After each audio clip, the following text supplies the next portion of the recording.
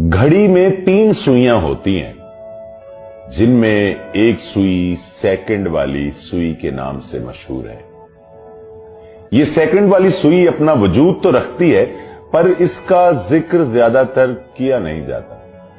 सब यही कहते हैं कि 10:15 हुए, कोई ये नहीं कहता है कि 10:15 और 4 सेकंड हुए, जबकि ये सेकंड वाली सुई दोनों सुइयों से ज्यादा मेहनत करती है और बाकी उन दोनों सुइयों को भी आगे बढ़ने में मदद फराहम करती है।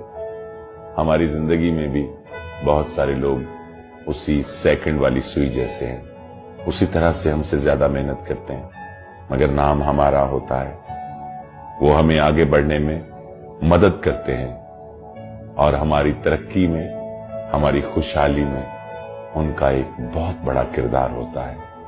उनको जरूर याद रखिए, साथ रखिए।